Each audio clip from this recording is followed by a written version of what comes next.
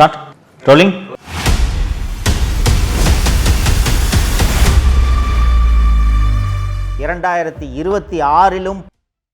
வணக்கம் தமிழ் பெருங்குடி மக்களே. ஒரு ஆட்சியில் தவறுகளே நடக்காதுன்னு கேட்டால் எல்லா ஆட்சியிலையும் தவறுகள் நடக்கும்.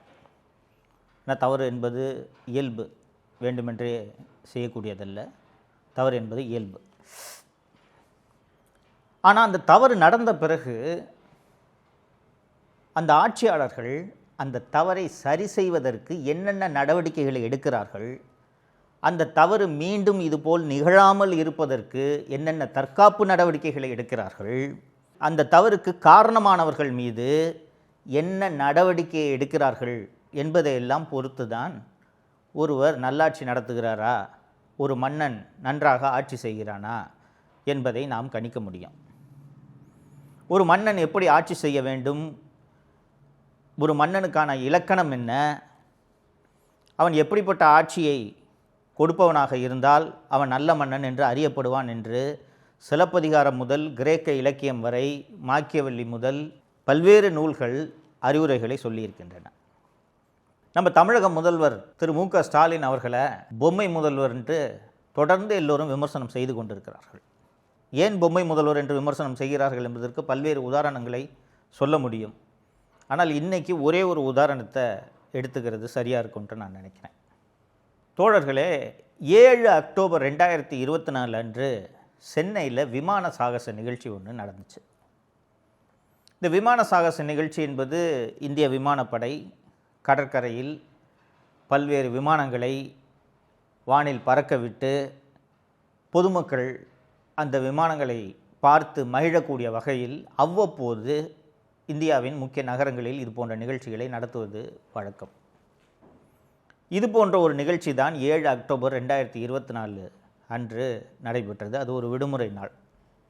இது போன்ற சாகச நிகழ்ச்சி, குறிப்பாக விமான சாகச நிகழ்ச்சி மாதந்தோறுமோ 6 மாதத்துக்கு ஒரு முறையோ வருடத்திற்கு ஒரு முறையோ நடப்பது கிடையாது. கிட்டத்தட்ட 15-20 வருஷத்துக்கு ஒரு முறை தான் இது நடக்கும்.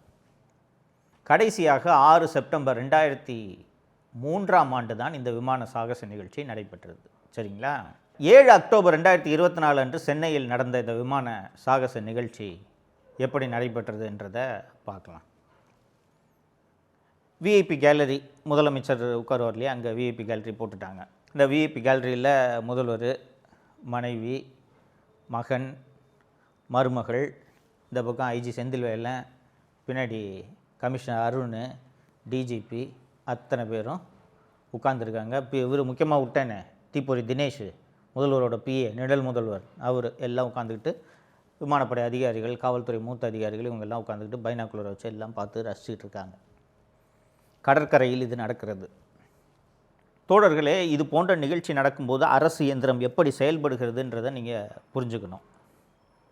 First air force and Tamil Nadu government கூட ஒரு லைசன் மீட்டிங் நடக்கும். இந்த லைசன் மீட்டிங்கில் தீயணைப்புத்துறை, காவல்துறை, சுகாதாரத்துறை, இது போன்ற முக்கியமான துறைகளை சேர்ந்த அதிகாரிகள் கலந்து ஆலோசிப்பார்கள். எவ்வளவு க்ரௌடு வரும், எவ்வளவு கூட்டத்தை நம்ம எதிர்பார்க்கலாம், அண்டு போலீஸ் டிபார்ட்மெண்ட், டிராஃபிக்கை மேனேஜ் பண்ணக்கூடிய போலீஸ் டிபார்ட்மெண்ட் எந்தெந்த ரூட்டில் இருந்து க்ரௌடு வரும், அண்டு மெட்ராஸில் எவ்வளவு 2 வீலர்ஸ் இருக்குது, எவ்வளவு 4 வீலர்ஸ் இருக்குது, கார்ஸ் இருக்குது, அப்படின்றதெல்லாம் ஓரளவுக்கு எண்ணிக்கை புள்ளி விவரங்கள் போக்குவரத்து துறையிடமும் காவல்துறையிடமும் இருக்கிறது. இது போக பொது போக்குவரத்து மூலமாக எவ்வளோ பேர் வருவார்கள், அன்றைக்கி கூடுதலாக பஸ்ஸு விடணுமா, பஸ்ஸு வந்தால் பஸ்ஸை எங்கே நிப்பாட்டுறது, காரில் வர்றவங்கள எங்கே காரை பார்க் பண்ண வைக்கிறது, இது போக ரயில்வேயோடு பேசி கூடுதலாக மெட்ரோ ரயிலை இயக்க வேண்டும், கூடுதலாக மின்சார ரயிலை இயக்க வேண்டும். வழக்கமாக இயக்கக்கூடிய மின்சார ரயில்களை ஞாயிற்றுக்கிழமை போல் விடுமுறை நாட்களில் குறைச்சிருவாங்க. என்ன காரணம்னா அன்றைக்கி கூட்டம் இருக்காது, ஆஃபீஸ் போகிறவங்க இருக்க மாட்டாங்கன்றதுனால அன்றைக்கி கூட்டம் இருக்காது. தோழர்களே, இந்த நிகழ்ச்சியை காண வேண்டும் என்பதற்காக மின்சார ரயில் மூலமாக வர வேண்டும் என்று மக்கள் சாரியாக குவிந்து கூடுதல் மின்சார ரயில் விடாத காரணத்தால் ரயில் நிலையங்களில் கூட்டம் நிரம்பி வழிந்தது. காரு, பைக்கு எப்படியாவது போகலான்னு சொல்லிட்டு மக்கள் அத்தனை பேரும் கடற்கரையை நோக்கி படையெடுத்தனர். அன்னைக்குன்னு பாருங்கள், அது அக்டோபர் மாதமாக இருந்தாலும் அன்றைய தினம் கடுமையான வெப்பம், பெரிய வெயில் இல்லை, ஆனால் வெப்பம், புழுக்கம், தாகம், ஆங்காங்கே குடிதண்ணீர் வசதியை ஏற்படுத்த வேண்டியது ஒரு அரசின் கடமையா இல்லையா? மருத்துவ முகாம்களை ஏற்படுத்தி வைப்பது அரசின் கடமையா இல்லையா? உங்களுக்கு எல்லாரோடுமே சோக்குடு. டாக்டர் ராதாகிருஷ்ணன் ரோட்டில் ஆரம்பித்து சென்னை கடற்கரையை நோக்கி செல்லக்கூடிய அத்தனை சாலைகள் முழுக்க வாகனங்கள் நிரம்பி வழிந்து டிராஃபிக் ஜாமில் பிளாக் ஆகிடுச்சு. அவசரத்துக்கு ஆம்புலன்ஸு போக முடியல. இதையெல்லாம் ஒரு அரசு திட்டமிடணுமா வேணாமாங்க?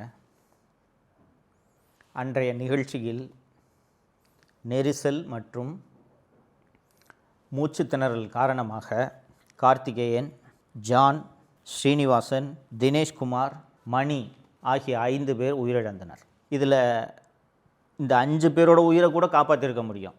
உடனடியாக முதலுதவி செய்திருந்தாலோ, ஆம்புலன்ஸ் மூலமாக மருத்துவமனைக்கு அழைத்து சென்றிருந்தாலோ, இதில் 5 பேரில் ஒரு 3 பேர் உயிரையாவது காப்பாற்றிருக்க முடியும்.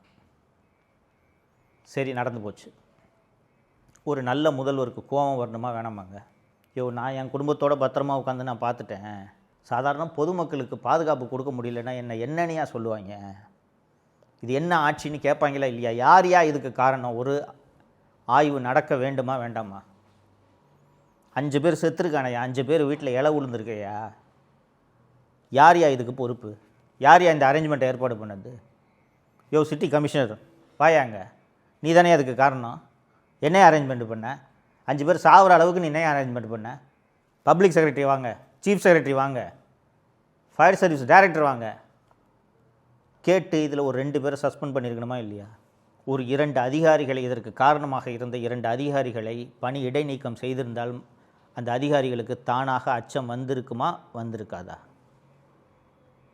இதுபோல் இந்த நெரிசல், கள்ளச்சாராய சாவு, இது போன்ற மோசமான சட்டம் ஒழுங்கு சம்பவங்கள், இது போன்ற சம்பவங்களுக்கு காரணமான அதிகாரிகள் மீது கடுமையான நடவடிக்கையை எடுத்திருந்தால் கரூரில் விஜய் அவர்களோட கூட்டம் நடந்தப்போ 41 பேரை சாக விட்டுருக்க மாட்டாங்க.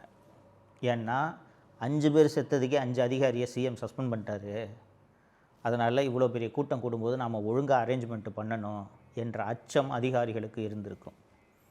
கள்ளச்சாராய சாவு, இந்த ஒரு நிகழ்ச்சியில் நம்ம விரிவாக அந்த கள்ளச்சாராய சாவை பற்றி பேச போகிறோம். கள்ளச்சாராய சாவு உட்பட எந்த நிகழ்ச்சிக்கும், எந்த சம்பவத்துக்கும், எந்த அதிகாரி மீதும் இந்த பொம்மை முதல்வர் நடவடிக்கை எடுத்ததே இல்லை. அந்த தூத்துக்குடியில் துப்பாக்கிச்சூடு நடந்தது உங்களுக்கு நினைவிருக்கும். அதிமுக ஆட்சி காலத்தில் அந்த ஸ்டெர்லைட் போராட்டத்தில் நடந்த அந்த துப்பாக்கிச்சூடு தொடர்பாக விசாரணை ஆணையமெல்லாம் அமைக்கப்பட்டது. அந்த சம்பவத்தை வச்சே திமுக வாக்கு கேட்டுச்சு. 13 பேரை கொண்டுட்டாங்க, 13 பேரை அதிமுக ஆட்சி கொண்டுடுச்சுன்ட்டு அந்த சம்பவத்தை சொல்லி வாக்கு கேட்டாங்க. அருணா ஜெகதீசன் ஆணையம் குற்றம் சாட்டிய ஒரே ஒரு அதிகாரி மீது கூட இந்த திராவிட முன்னேற்ற கழக அரசு நடவடிக்கை எடுக்கவில்லை என்பதை நீங்கள் நினைவில் கொள்ள வேண்டும். இதனால் தான் இவர் பொம்மை முதல்வர். இவர் முதல்வரா, அதிகாரிகள் முதல்வரா? ஸோ இப்போ இந்த திராவிட மாடல் ஆட்சி மீண்டும் தொடர்ந்தால் என்ன நடக்கும் என்பது புரிகிறதா? இந்த 5 பேர் பேரெல்லாம் படித்தேன், கார்த்திகேயன், ஜான், 5 பேர் இறந்து போயிருக்காங்கன்னு. அவங்களோட உயிர் திரும்பி வராது. ஆனால் பொறுப்பற்ற முறையில் நடந்த அந்த அதிகாரிகள் மீது நடவடிக்கை எடுப்பது ஒரு முதலமைச்சரின், ஒரு அரசனின் கடமையா இல்லையா? தன்னோட கடமை என்ன, அந்த கடமையை செய்கிறது நமக்கு அவசியம். அப்படி கடமையை செய்ய தவறின அரசனையோ முதலமைச்சரையோ மக்கள் தண்டிப்பார்கள் என்ற அச்சம் இந்த திராவிட முன்னேற்ற கழக ஆட்சிக்கோ திமுக குடும்பத்திற்கோ இல்லை என்பதுதான் உண்மை.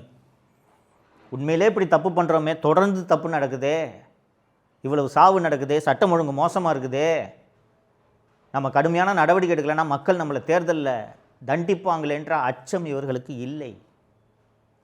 ஆனால் மக்கள் தண்டிப்பார்கள், தண்டித்திருக்கிறார்கள். இதனால்தான் 2011 திமுக படுதோல்வி அடைந்தது, 2016 படுதோல்வி அடைந்தது, 2026 படுதோல்வியை திமுகவுக்கு வழங்குவதற்கு நீங்கள் அத்தனை பேரும் முடிவெடுக்க வேண்டும். திமுக என்பது மீண்டும் மீண்டும் சொல்கிறேன், அது ஒரு தீய சக்தி. அந்த தீய சக்தி தப்பி தவறி கூட ஆட்சிக்கு வந்துவிடக்கூடாது என்பது உங்கள் கையில் இருக்கிறது. நீங்கள் அதை செய்வீர்கள் என்று நம்புகிறேன். மீண்டும் ஒரு நிகழ்ச்சியில் சந்திப்போம். நன்றி. தமிழகத்தை காப்போம்.